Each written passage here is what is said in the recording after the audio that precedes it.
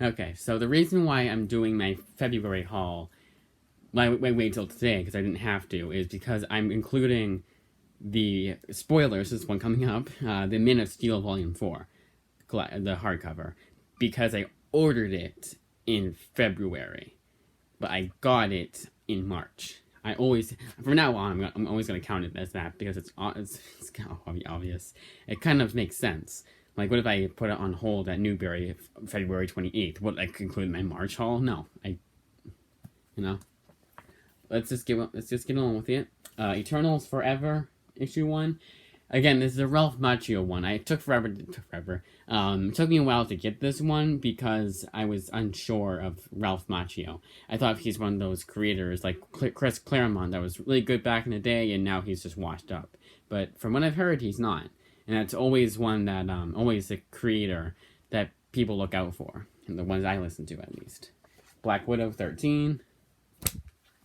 A series I dropped and then picked back up because one of the people I listened to the most said it was really damn good. And he's extremely, not negative, but critical of Marvel Comics. It's your boy Zach. I want to get some of his books. They look very interesting. But they're not on Amazon, so no one in my family is going to trust them. I don't have a credit card, so be off my mom's credit card, my dad, maybe. Maybe my dad would be a little bit better with it. Trust it more. Dark Ages 4. I think it's pretty expensive too. Dark Ages is almost over. I still cannot find Amazing Fantasy number 5. I have no idea why. I should actually, you know what? I'm going Thursday. On Thursday, maybe. But call Newberry and say, hey, I want this book. Can you get it in for me? Eternals 9. Electra, Black, White, and Blood, number 1, like I said before I showed it. This is a series that Greg Smallwood got fucked over by Marvel because, God forbid, he wanted to draw a character the way he did. It wasn't offensive at all. Actually, the edits are more offensive than he was drawing. He's drawing it like how they look. But Marvel is very, very PC, and just so corrupted nowadays. Like, corrupted is the definition of Marvel nowadays, the Marvel editors. Robin and Batman issue 3. I wonder if they called this Robin and Batman, not Batman and Robin, because they didn't want any connections to the 97 movie. No one thinks, so they want people thinking that it's just an adaptation of the Batman and Robin movie, which they would do nowadays. They've done one for Batman 89, so even better, even more reason why they called it Robin, even more reason to call it Robin and Batman, as to avoid any confusion. Dark Knights of Steel issues 3 and 4. One of those Tom Taylor books that's actually good, and so many people, Thinking Critical and your boy Zach, Yellow Flash, those who I call the usual suspects, the ones I listen to the most. I think usual suspects is technically negative, but I use it as a positive. But they're the ones I listen to the most. And Thinking Critical, like he hates himself for having to buy Dark Knights of Steel. He likes the series, but the creative writer Tom Taylor is not a nice person at all. Batman the Knights number 1 by Chip Zdarsky. It's gonna be 10 of these, which I'm very surprised with. Usually you only get like six issues. Seems to be the look at this one. World of Krypton 1, but it seems to be the norm. 2 and 3. You can tell I was very late getting this series. But when I got that John Byrne World of Krypton book for free, which really helped my completist for John Byrne's Superman run. But I got that for free. I was like, you know what? I'm going to check out the Robert Venditti series. Thinking Critical liked it, kind of. No, he didn't like it. He thought it was kind of boring, but I'm more lenient about when they focus on Krypton in these Superman movies.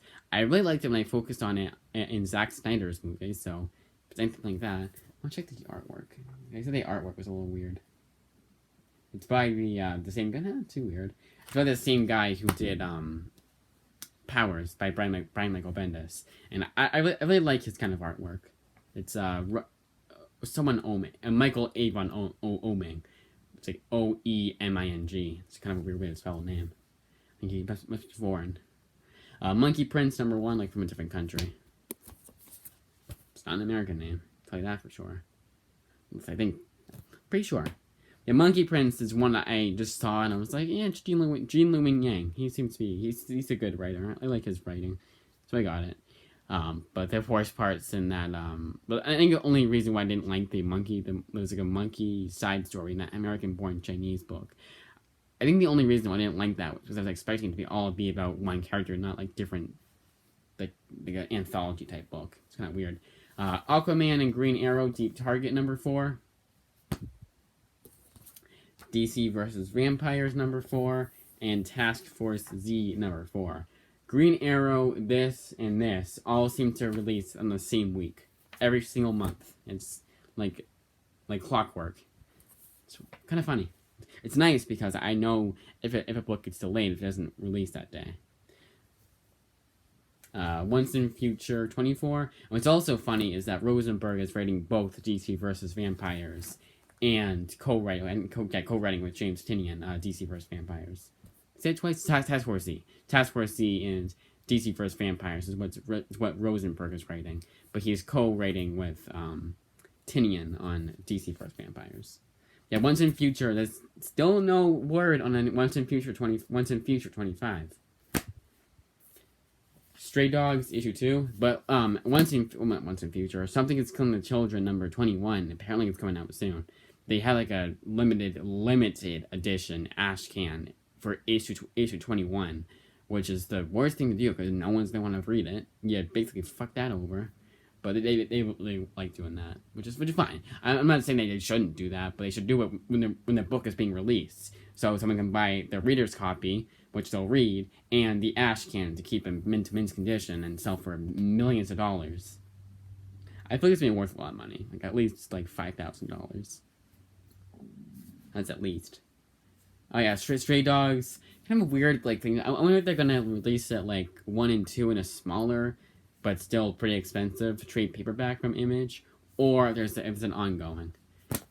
I mean, because Volume 1 was still $16.99 for no damn reason. You know, it was Volume 1, and it's from Image. Image almost always. In fact, for Geiger Volume 1, that was $10. And this isn't technically an ongoing, has no words on issue 7. This is the 80-page giant.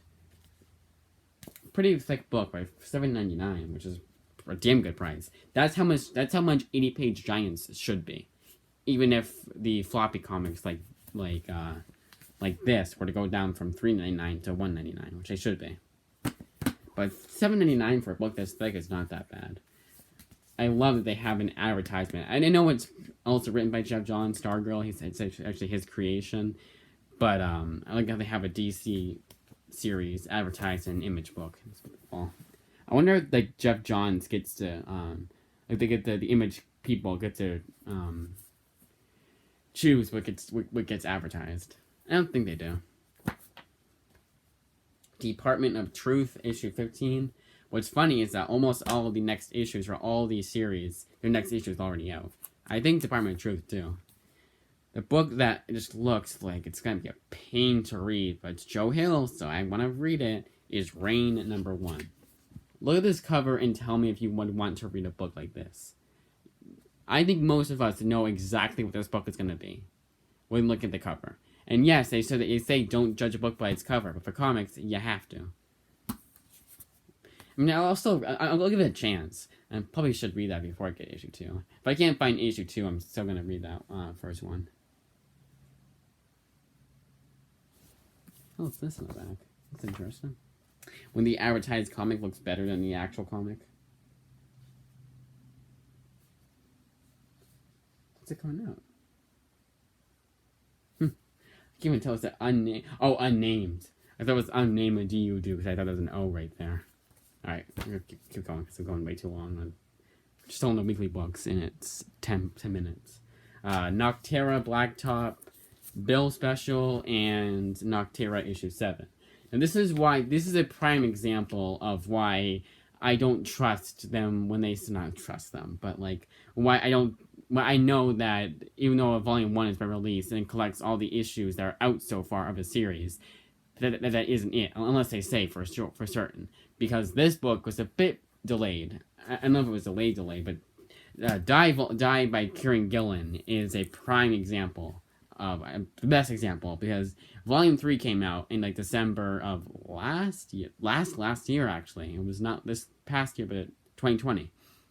And I thought that was it, because there was no issue 16 listed, and it was like May of 2021 when that next issue came out, which is why I never like trust that the collected edition has all the issues of the series. No, it's gonna be an ongoing, unless they say otherwise again. I know, very confusing the way I put it, but basically sometimes they'll have like issues 1 through 6 of a series collected and have no word of an issue 7 for the longest time.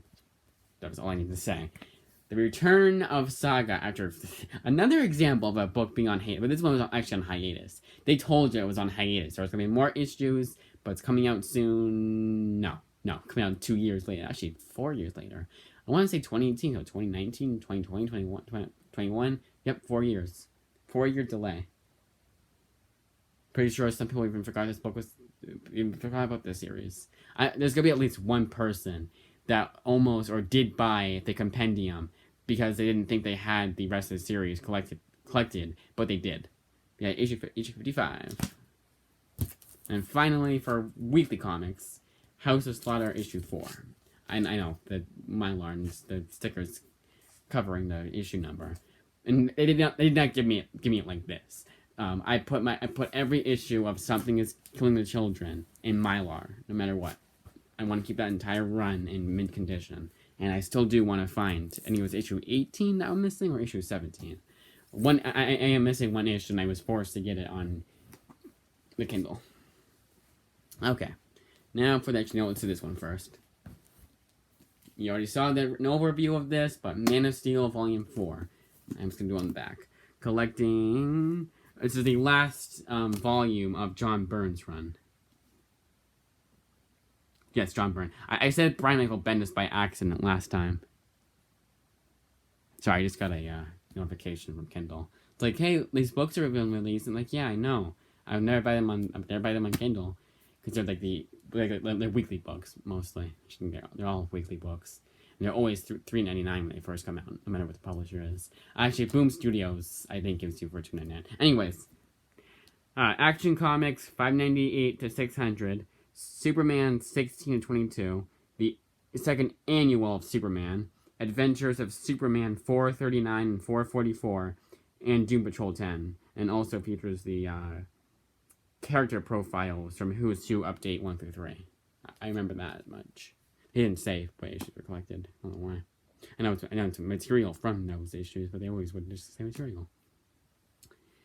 $50, but a pretty thick book. It's the second thickest. The thickest Man of Steel hardcover was the second volume at 544 pages, and this almost beats it. It was off like 20 pages, 20 plus pages, an entire issue actually. Yeah, entire issue less in this book. 520 for this guy. Still worth $50. I mean, yeah, this book is $34.99, but the spine is different. This one is curved. And you might be saying, hey, what does that matter? Okay, so I'm going to try and show it. So if you got to stretch out that spine. But when I close it... Oh, I didn't do it again. I close it. Here, I'll do it like more outward like that. That would work. Yeah. It's kind of hard to close. Like it'll like sometimes it's hard to close, like it won't close on you. But I think it's the only time, I think it's only the first time. And if you see right here, if I can get it good, but it looks like it's like doing this shit, like it's warped a bit. This is Witchfinder Omnibus Volume 1 and Volume 2. Right? Yep. Collecting the entirety of Witchfinder. And I found out, and I was very fortunate, I was happy to find this out, that, This is you don't need to read BRPD or Abe Sapien, where he also makes appearances, or Hellboy. This is a standalone series that I can read by itself, which is all I want, for all I want. Which is, when I hear it's a solo series, that's what I want. That's all I had to say. But this one collects volumes, and don't say which issues. But this one is volumes 1 through 3, and this is 4 through 6 of Witchfinder. Each volume must be bigger than the Baltimore's. Baltimore's 1 through 4, and then 5 through 8, and it's the same. Actually, Baltimore is it's a bit thicker, but not that much. And that, as I say, is that to the near condition type of thing.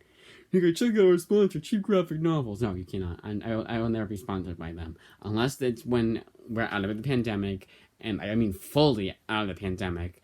And they're no longer doing special orders. I will never be sponsored by them because that was way too long to wait. They should have, and they did tell you. They did say, hey, you're not going to get it next day shipping, but they didn't say it'll take you 2 months to get it. They said that. I've been like, nope, I'm not ordering from you guys. I'll sacrifice the book that I can't get because it was cheaper on there. They are cheap. That's the one thing that they do better than Amazon. Number one, they're shipping. Like this book, I wouldn't have had this to deal with. There you go, like that indent there. But it's also Dark Horse. Dark Horse's their dust jackets are cheaper, made cheaper material, which I think that's why it was $34.99. Well, this one was $40. So I don't know what their excuse there was, but yeah, that's it. What was I saying? Oh, and when it comes in, it's like a lot of packaging, but it's also cheap. Like a book that's $100 on Amazon is like $60 on cheap graphic novels, or it's $74, but they're cheap, and they still the actual book, it's not used, new condition. You just gotta wait 3 months. Kind of ridiculous. I wonder how fast it would be once we're out of pandemic, or even now. That was like a year ago, almost a year ago. But this year I'm gonna be doing Amazon only. That's it. My entire February haul. Look out for the first haul for March on Thursday. Hopefully nothing happens, but I'm sure I'll go on Thursday. That is it.